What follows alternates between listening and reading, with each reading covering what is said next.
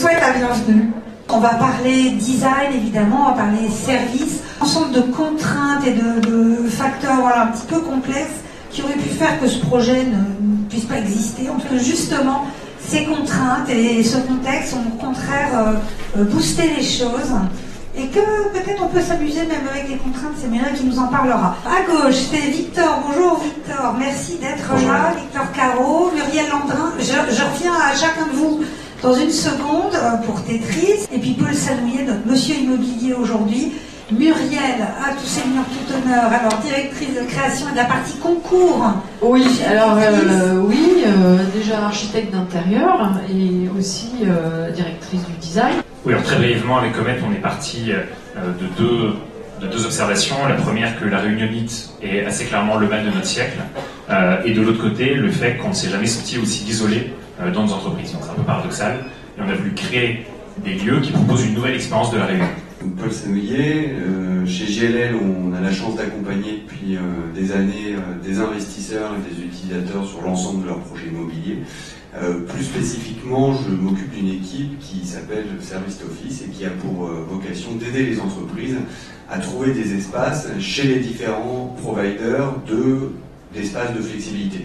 Donc c'est des noms comme vous avez pu entendre dans la presse, WeWork, Quark, Deskeo, Co. Et on travaille avec toutes ces personnes-là pour trouver la meilleure solution avec les différents utilisateurs sur lesquels je suis amené à intervenir. Il y a sur le marché parisien depuis quelques années une demande qui est assez dynamique. Donc vous avez beaucoup de nouveaux acteurs qui sont arrivés parce que sur cette demande qui est très dynamique, vous avez une nouvelle forme d'expression du besoin qui était un besoin de flexibilité qui s'est fait ressentir de façon de plus en plus importante.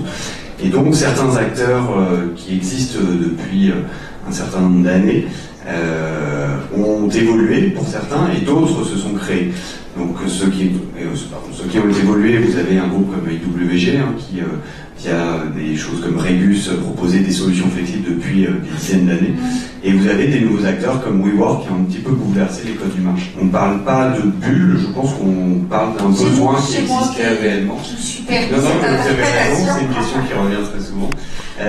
Mais aujourd'hui, on constate qu'il y a un besoin pour ça, il y a une réponse à apporter pour ce besoin, et que ces acteurs ont permis, et je mets pas dans la bulle coworking, mais ce que fait Victor avec Comet, ces acteurs ont vraiment challengé l'ensemble des acteurs du marché. Et la place du design dans ce marché un peu reboosté par ces nouveaux acteurs, comment tu le perçois? Ça compte vraiment? Oui. C'est l'avocat du diable. Non, ça, sur l'ensemble des acteurs avec lesquels je travaille, ça compte parce que des acteurs se positionnent clairement sur ce segment-là. Et donc ça fait varier les propositions, ça permet d'avoir différentes solutions à proposer à nos utilisateurs et c'est un vrai point de différenciation pour certains acteurs. Il y en a qui vont jouer que sur la notion de flexibilité contractuelle, d'autres vont jouer sur la notion de flexibilité contractuelle plus un design derrière qui va permettre d'accompagner une expérience utilisateur assez haut de gamme. Donc tout ça fait que effectivement ça change un peu ce qu'on avait l'habitude de voir et ça contribue à enrichir ce marché. C'est avant tout un projet entrepreneurial. Est-ce qu'on peut revenir au début de l'histoire qui n'est pas si vieille? En même temps, ça fait 2 ans, mais je sais que pour une start-up, 2 ans, c'est presque une vie déjà. Ouais. C'est même 3 ans. C'est bien à quel point ça fait une vie. Mais, effectivement, c'est un projet entrepreneurial initialement. Avec Maxime et Nicolas, mes 2 associés, nous sommes connus dans une vie précédente en tant que consultants en stratégie. Ça arrive au meilleur. Ça arrive au meilleur. On est consultants repentis aujourd'hui. Et dans cette vie, nous avons organisé, animé, franchement subi un nombre de réunions qui était assez incroyable. Et on a réalisé que ces moments, ces séminaires, qui sont des séminaires, pour être très concret, on parle de séminaires de direction, on parle de sessions d'innovation pour définir la stratégie 2025 de votre entreprise, on parle de formation, on parle de points d'équipe. Ce sont les 5 moments de votre année qui sont particulièrement stratégiques. Ce sont les moments où vous allez pouvoir réunir vos équipes. Ça compte d'autant plus à un moment où les employés ne sont jamais sentis aussi isolés. Donc on a ce besoin de réussir à faire coïncider au même endroit, un même jour, les employés qui travaillent sur des problématiques différentes et qui tantôt télétravaillent, tantôt cowork, tantôt travaillent dans leur bureau quand même, ça arrive encore un petit peu. Et donc il y a ce besoin de réunir pendant ces quelques journées stratégiques les équipes dans un même endroit. Et lorsque vous regardez l'offre aujourd'hui sur le marché, elle est essentiellement hôtelière. Si vous voyez à quoi ressemble une salle de réunion d'hôtel, on s'est retrouvé dans un groupe de réflexion qui avait été créé par Pierre Morizet il y a 4 ans, dans le cadre duquel on a analysé toutes les macro-tendances qui avaient un impact sur l'agriculture, l'éducation et notamment en immobilier, pour identifier quels étaient les besoins demain. Et on a bien observé que finalement aujourd'hui, enfin jusqu'à présent, je ne vais pas l'apprendre aux professionnels de l'immobilier dans la salle, mais jusqu'à présent, jusqu'à quelques années, la valeur de l'immobilier, elle était en mètre carré. C'est parce que vous possédiez le mètre carré, vous possédiez 100% de la valeur. Et en fin de compte, on réalise qu'en amenant davantage de flexibilité, Paul tu le mentionnais, et davantage de services, parce que le service est très important, on arrive à générer plus de valeur.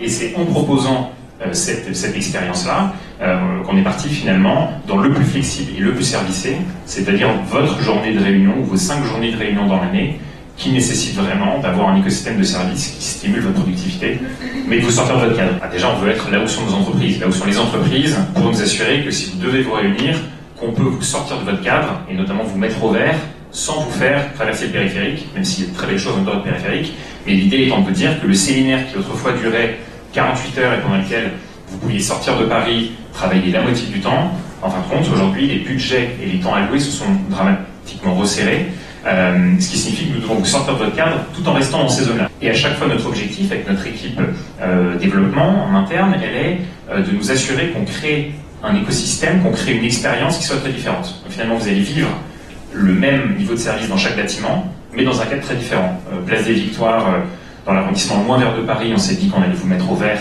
en vous plongeant dans notre jungle urbaine. À l'Étoile, vous êtes dans un hôtel particulier qui est tout ce qui est plus haussmannien, mais on en casse les codes pour le rendre un peu plus accessible. Et naturellement, au Cœur Défense, pourquoi, je réponds en 5 minutes à la question, pourquoi la Défense? Naturellement, parce que ça représente la moitié du QCA, et qu'en fin de compte, il y a un vrai besoin de se réunir. Et c'est là qu'on s'est dit que le plus important, c'était de dire, vous devez rester à la Défense. C'est pas parce que vous devez rester à la Défense que vous ne pouvez pas vous en échapper. Comment tu as abordé ce projet? Quelle a été ta première approche face aux besoins de Comet Meetings? Quand on aborde un sujet comme ça, déjà avec un client qui est concepteur, pour nous c'est une nouvelle façon de travailler. On est plus dans une conception ensemble, avec des échanges sur une période assez longue, où on va nourrir le projet, se nourrir des expériences de Comet sur les sites précédents, et nous apporter notre expertise, notamment sur la vie en IGH, puisqu'on la vit chez Tetris, bientôt ça fera 5 ans en février, donc on connaît bien l'immeuble. Immeuble grande hauteur. Voilà, immeuble grande hauteur. L'IGH a des codes, notamment réglementaires, qui sont parfois rebutants pour un certain nombre de clients, parce que la réglementation assez lourde interdit certaines fantaisies. Et cependant, on voit qu'avec Comet, finalement, on est allé au-delà de la représentation classique de l'IGH, puisque quand on rentre sur le plateau, on a perdu complètement ses repères. C'est quelque chose qui est déstabilisant, et on n'a plus l'impression d'être dans un IGH. C'est-à-dire qu'on a travaillé vraiment ensemble pour faire sortir ce projet. Nous, on a effectivement fait des propositions de notre côté. Comet a validé, a réenchéri avec d'autres propositions. C'est une co-construction. Pour nous, c'est quelque chose de nouveau, parce que d'habitude, le client attend un peu qu'on lui fournisse des idées et des concepts. Mais là, on a vraiment travaillé en équipe. Donc, on ne s'est pas bridé forcément par rapport à des thématiques. On a été assez open. Et je dirais que le plus important pour nous, c'est de ne pas montrer un ego exacerbé par rapport au métier d'architecte, c'est-à-dire qu'on n'a pas imposé notre vision Tetris design, mais on a travaillé vraiment avec Comet comme si on était dans la même équipe, finalement. L'innovation, elle est aussi dans la façon de collaborer. L'innovation, elle n'est pas que dans les propositions. Elle est aussi dans la façon de collaborer, oui, absolument. Ce qui a très bien fonctionné sur ce projet, c'est cette capacité à bien collaborer avec 2 équipes qui finalement n'en formaient plus qu'une, et en se basant notamment sur toute la connaissance de Tetris, toutes les idées de Tetris et toute la connaissance de Tetris des IGH, de celui-ci en particulier. On arrive avec une idée qui est assez formée. Pour autant, on réalise qu'on est preneur de beaucoup d'autres bonnes idées, qu'il y a beaucoup d'éléments qu'on a forcément en tête. Les contraintes réglementaires étant donné que dès le démarrage de notre activité, nous sommes mis en tête de passer tous nos actifs en ERP, on est assez conscient de la lourdeur de l'ERP. Un ERP en IGH, c'est se frotter au challenge le plus compliqué possible.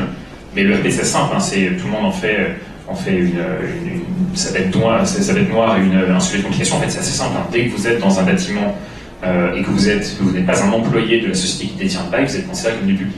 Bon, c'est le cas dans il y a quelques aménagements, mais c'est le cas dans un commerce, c'est le cas dans un hôtel, c'est le cas dans une garderie. Nous, on est parti de ce principe qu'on devait proposer à nos clients cette sécurité de l'ERP. Et à côté de ça, le fait d'avoir cette contrainte ERP dans un IGH qui amène des contraintes bien plus importantes, vous regardez les contraintes les plus pénibles de chaque côté, et vous prenez à chaque fois le max. Et voilà, il faut compter finalement à chaque fois que vous faites en ERP un surcoût et un surtemps qui est de à 4 mois. En résumé, on peut se dire que il y a beaucoup de contraintes dont on pourrait parler, mais je pense qu'on en enverra la moitié de la salle. Ce qui se passe, c'est que je pense qu'on se met une fausse barrière à se dire qu'en IGH on ne peut rien faire. On peut trouver des moyens de faire des choses. On peut faire des choses qui sont, je suis un petit peu biaisé, mais qui sont, je pense, pas trop mal, qui peuvent vraiment vous sortir de votre cadre, qui peuvent permettre de développer des business assez puissants. Donc il faut simplement rentrer un petit peu dans le détail, s'entourer des bonnes personnes et s'assurer qu'en comprenant finement les besoins, les problématiques, les contraintes, qu'on essaie de les contourner, mais on peut faire des choses et réglementairement justes et esthétiquement très qualitatives. Oui, l'IGH était nouveau, on s'attendait à avoir une entreprise qui puisse nous accompagner en étant solide techniquement, en ayant naturellement des idées et en s'assurant de piloter conjointement avec notre chef de projet interne, avec leur chef de projet externe, s'assurer qu'on puisse rentrer dans un timing beaucoup plus serré que ce qu'il fait habituellement. On a une petite caractéristique chez Comet Meetings, que même si on essaie d'appliquer le mode startup à un monde qui est assez anti-startup, c'est compliqué de tester doucement dans l'immobilier, on est forcé de tester à pleine puissance dès le début, mais on a essayé de s'assurer qu'on pouvait condenser un maximum tout et de pouvoir délivrer un produit qualité, réglementairement impeccable et le tout dans des délais assez serrés. On veut créer un binôme à chaque fois. Qu'est-ce qu'on peut dire sur la défense aujourd'hui? On sait que WeWork, par exemple, arrive l'année prochaine, je crois. Oui, tout à fait. Alors, c'est un marché qui historiquement s'est fortement concentré sur le quartier central des affaires parisien, donc plutôt entre la Porte Maillot jusqu'à la gare de Lyon, tout ce qui est le long des lignes de transport. Certains acteurs ont démarré plutôt à l'extérieur de Paris. Et certains acteurs sont vite venus sur la défense. Il y en a un d'ailleurs sur Cœur Défense qui occupe 8000 m². C'est un marché assez particulier, assez différent. C'est un marché dans son marché, la défense, mais c'est un marché qui a beaucoup de potentiel. Il a la faculté de proposer des immeubles qui effectivement ont besoin pour certains d'être un peu challengés, comme a pu le faire Victor sur Cœur Défense, et c'est ça qui est vraiment intéressant. Et un des acteurs de ce marché-là, qui est WeWork, a une vraie capacité à prendre un immeuble et à le travailler pour en faire quelque chose de très différent de ce qu'on peut imaginer sur un immeuble comme celui-là. Donc ils ont deux actifs sur la défense, et effectivement, j'ose imaginer que le rendu va être plutôt intéressant. C'est un marché qui va continuer de progresser. Chez WeWork ou chez un coworker, vous allez louer un poste de travail pendant 6 mois ou 1 an pour éviter de signer un bail 369. Nous, on vient en complément de votre bail 369 ou de votre espace de coworking en vous disant que régulièrement vous devez sortir de vos bureaux pour mieux réfléchir, et vous devez également, il y a un sens à mutualiser davantage ces salles de réunion, parce que sur un marché avec des loyers qui peuvent s'envoler à 800 ou 900 € du mètre, avoir 100% de ces salles de réunion en interne, c'est pas forcément la chose la plus intelligente économiquement à faire. Donc on a un produit très complémentaire. On montre que derrière la défense bashing, en fait, il y a de très belles choses qu'on peut faire. Et c'est pas parce qu'on a la défense qu'on peut pas vivre une expérience en tant qu'employé. C'est un marché qui a été construit et mis en place pour des grands utilisateurs. Donc avec des bâtiments correspondant à des grands utilisateurs. Ils ne trouvent pas trop leur place, quoi. Les petits se sentaient pas identifiés dans ce marché-là. Et c'est toujours un peu le cas. Néanmoins, en fait, chez les grands utilisateurs, vous avez aussi beaucoup d'intrapreneuriat qui se développe de plus en plus, avec beaucoup d'équipes projets qui se mettent en place, et ils ont besoin des espaces comme celui que Victor fait sur Pure Défense. Ils ont besoin d'espaces différenciants. Les grands utilisateurs aujourd'hui que l'on côtoie régulièrement réfléchissent à externaliser une partie de leur immobilier sur ces espaces-là aussi, parce que ça permet de tester des choses différentes, de voir des choses différentes, de s'imprégner aussi d'un univers un petit peu différent. Et c'est pour ça que la défense est un marché intéressant, parce qu'il vient répondre aussi à des besoins de gros utilisateurs. Le type architectural des immeubles à la défense traîne un peu une connotation peu humaine, hein, c'est-à-dire qu'on a ces tours qui font de 0 à 40 étages avec des plateaux qui sont assez uniformes, souvent un noyau central qui distribue les ascenseurs, les escaliers, les sanitaires, et puis les espaces de travail qui rayonnent autour, avec plus ou moins d'ailleurs de réussite sur l'utilisation des surfaces, mais il y a une connotation assez déshumanisée, d'où l'intérêt aussi d'avoir des espaces qui créent finalement autre chose, qui proposent autre chose, et qui montrent qu'on peut faire autre chose. De plus en plus de propriétaires réalisent qu'ils doivent amener ce service et cette flexibilité, y compris à la défense. Nous, on va faire un très beau projet avec Goldman Sachs et Altera Cogedim dans la tour Landscape pour justement amener ce service. Elle est où cette tour? Elle est non loin de la Grande Arche. Je ne peux pas encore l'apercevoir, mais... et donc l'idée, c'est comment... Donc, je trouve qu'il y a ce vrai mouvement de voir comment on peut amener plus de services, plus de flexibilité, et sans amener simplement du community management, en amenant vraiment un service très concret qui fonctionne. Et un tiers de nos clients ne sont pas implantés à la défense. Ce qui est quand même assez surprenant. Moi-même, je n'aurais pas parié sur ça, mais donc on a toute une partie de nos clients qui viennent du centre de Paris. Donc c'est dingue. Exotisme à la défense. On arrive... Alors, à quel étage déjà? 23 ou 24. On a créé 4 expériences de voyage. On vous dit, bon voilà, vous restez à la défense, mais on va vous faire voyager, vous allez vous évader de la défense, et vous pouvez vivre 2 expériences terrestres, 2 expériences célestes, je sais, c'est très poétique. Vous pouvez partir dans la savane. À partir dans la savane, vous avez peut-être vu un espace avec des bocaux remplis de sable. On a 600 bocaux remplis de sable, avec une montgolfière. Vous pouvez partir, au contraire, du côté de la jungle. C'est là que vous avez la Jeep d'une tonne de l'armée américaine. Ou bien vous pouvez vous évader dans le ciel, voire même partir à la conquête spatiale. L'objectif, il est de vous dire que même si vous revenez tous les jours pendant un mois, vous pourrez découvrir tous les jours une salle différente.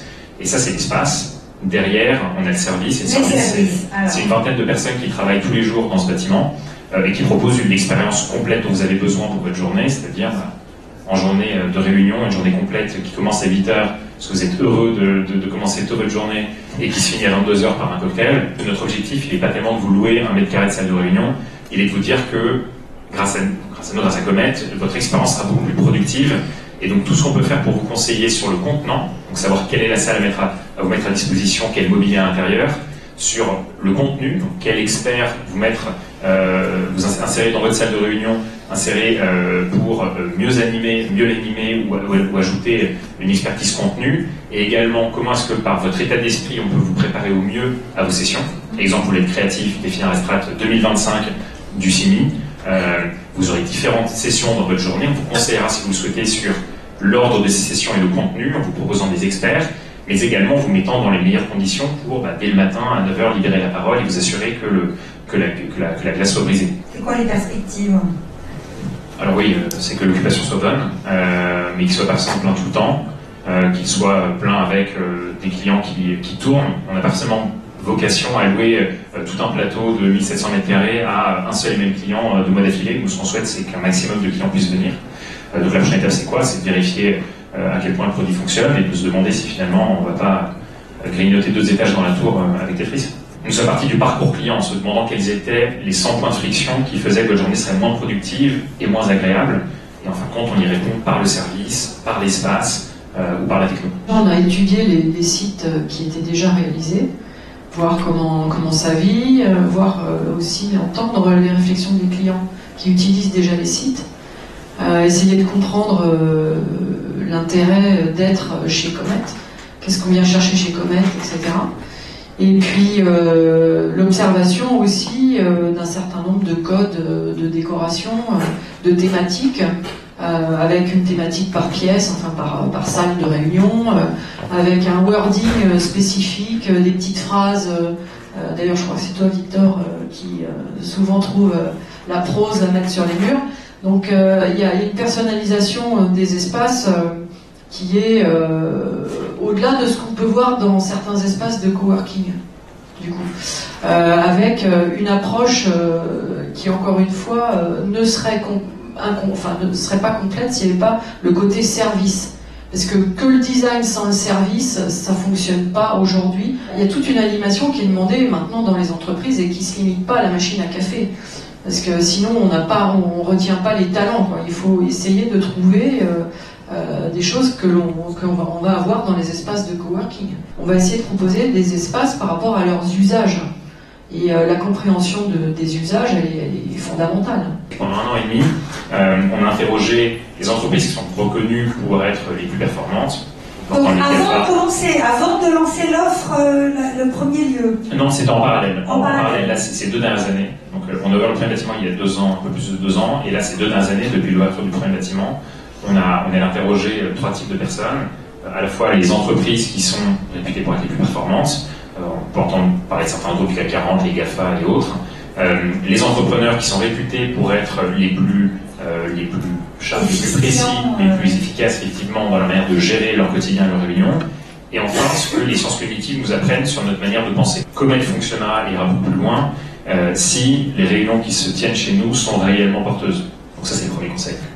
Et aujourd'hui, tous ces acteurs-là viennent à la fois proposer des choses nouvelles, mettre de l'inspiration sur un sujet qui est très important pour de nombreuses entreprises, et viennent offrir ce service-là en fait aux différents groupes. C'est vrai que de plus en plus de grands utilisateurs viennent nous voir pour nous demander de les accompagner pour développer cet écosystème de services. Parce qu'en fin de compte, pour revenir sur ce sujet de l'attraction des talents, tout le monde en parle, mais bon, ce qu'on se dit finalement, c'est que l'environnement de travail est devenu l'un des éléments critiques pour attirer et pour retenir les talents. Et dans cet environnement, il y a et l'espace et le service qu'on y place. Donc oui, on est sollicité parce que beaucoup, et d'utilisateurs et même de propriétaires, réalisent qu'amener ce service, on n'envoie pas une requête sur la Lune, hein, mais pour autant, ça nécessite une certaine expertise et une certaine expérience.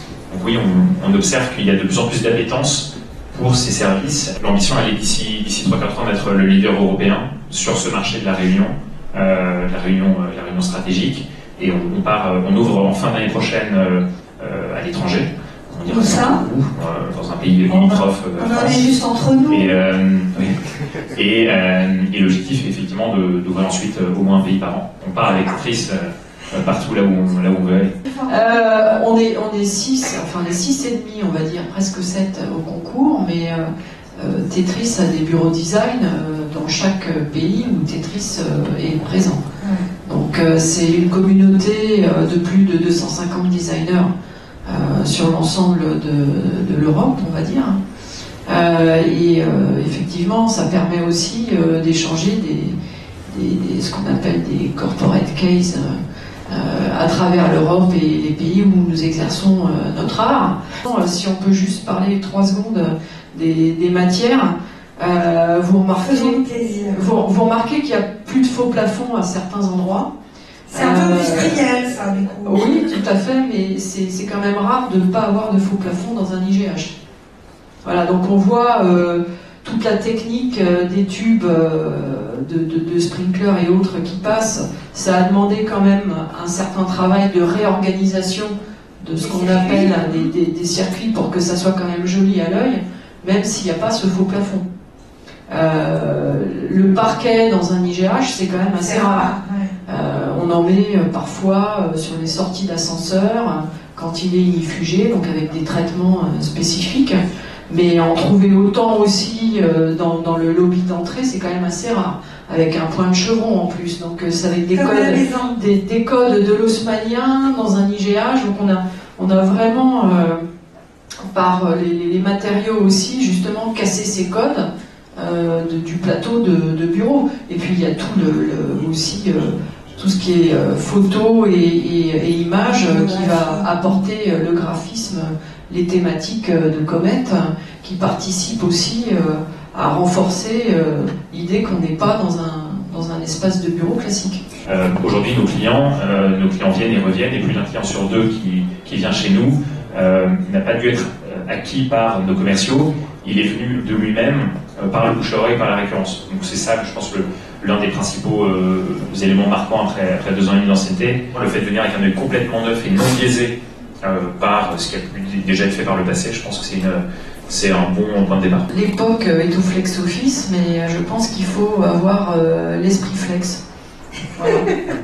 Donc si on n'a pas cette agilité de ne pas rentrer dans des codes et de conception et d'habitude finalement de toujours faire un peu la même chose, faut repartir de zéro, quoi. Il ne faut pas se poser de questions et ne pas figer forcément des idées qu'on aurait déjà utilisées dans des projets précédents. Rester simple, quoi. Rester simple et voilà, collaborer au maximum. On essaie de s'appliquer à nous-mêmes maintenant, c'est vraiment de ne pas se fixer de barrières. Je reviendrai à l'exemple que tu donnais sur le RP dans un IGH. C'est que ce soit nos clients investisseurs ou nos clients utilisateurs, d'être dans un rôle de conseil, mais de s'embarquer avec eux dans le projet. Donc voilà, on ne se fixe pas de barrières, on essaye et on verra. Et on ira jusqu'au bout pour trouver une solution.